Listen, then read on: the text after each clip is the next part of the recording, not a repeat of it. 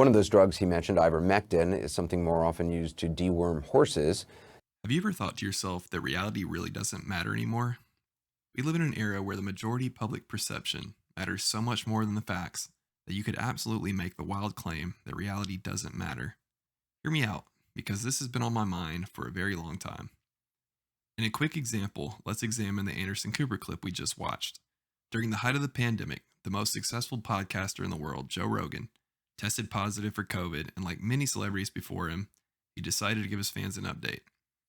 In his video posted to social media, he mentioned that he had, quote, thrown the kitchen sink at it, mentioning a handful of doctor prescribed drugs, including ivermectin. This prompted a whirlwind of negative reporting on Rogan, with just about every left leaning media source reporting that Rogan had taken a livestock drug.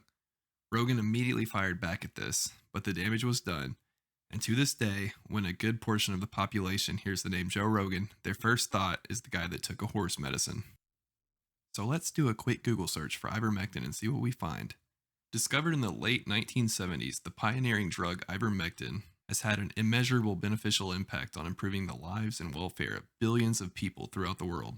Skipping down a bit, there are a few drugs that can seriously lay claim to the title wonder drug, penicillin and aspirin being two that have perhaps had greatest beneficial impact on the health and well-being of mankind.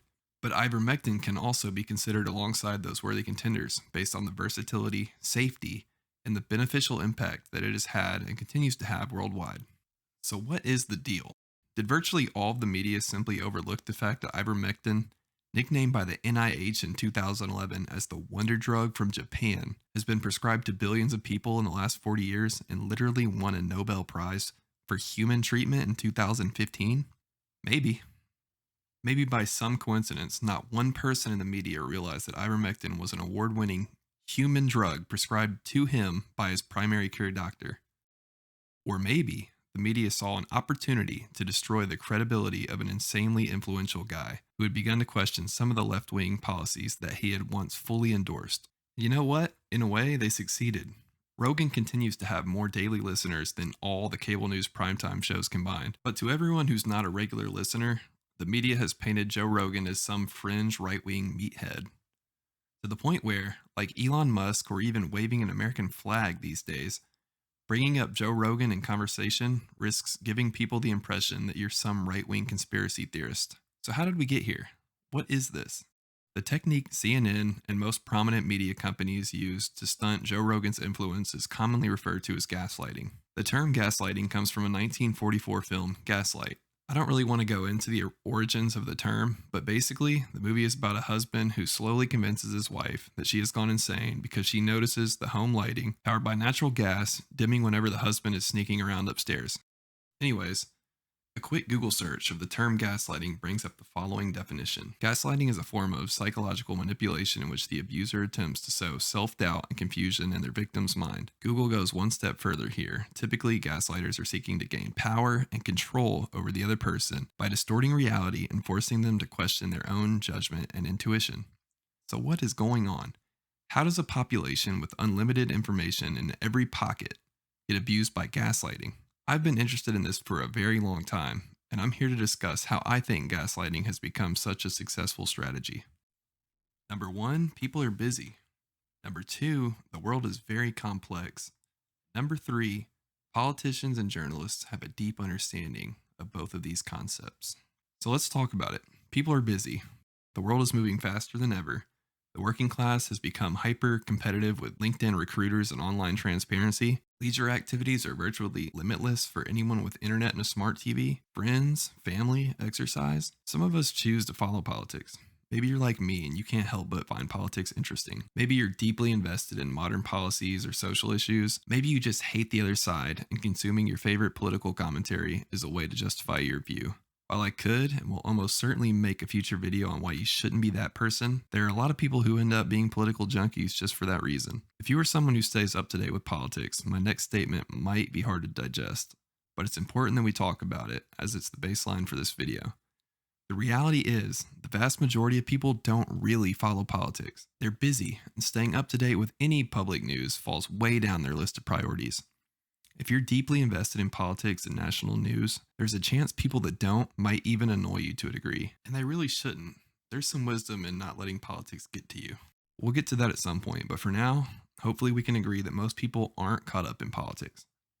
Factor number 2, the world is complex. Have you ever thought about how unique the last 20 years have been in comparison to every other year in the history of the world? It's easy to take this for granted because it's all that we know, but it's hard to deny that we're living in the fastest changing era in human history when the total amount of data is doubling every 18 to 24 months. You may have heard someone before say that people are getting dumber, but I'd like to suggest an alternate theory. People are simply receiving too much information, and most people don't have time to filter through the nonsense. Let's take a look at another example. Here's Biden out campaigning in a tight battleground state just a few days before the election, making the claim that gas was over $5 when he took office. And because of the action we've taken, gas prices are declining. We're down $1.25 since the peak this summer, and they've been falling for the last 3 weeks as well. And adding up real savings for families. Today, the most common price of gas in America is $3.39. Down from over $5 when I took office. It takes seconds to Google the average price of gas the week Biden took office. It was $2.39. In fact, Biden had been president for over a year before gas prices in America reached $5. But that is completely irrelevant. Do you think any cable media outlets aside from Fox News reported on Biden's claims days before the election? Biden and his speechwriters knew that it didn't matter that it was a completely fabricated claim because politics is a numbers game, and they knew that the majority of people would never take the time to verify his claim. Even less people would care that he's either lost it or purposefully misled the American people, and no left-wing media would call him out. Because of the complexity of today's issues, the average person will typically assume that a politician or journalist knows more than them, even if what they are hearing makes no sense at all. That only leaves a certain percentage of the population to call these lies what they are, and for the most part, this segment of the population is busy working their way up the ladder. The ones in power know this and use it to their advantage.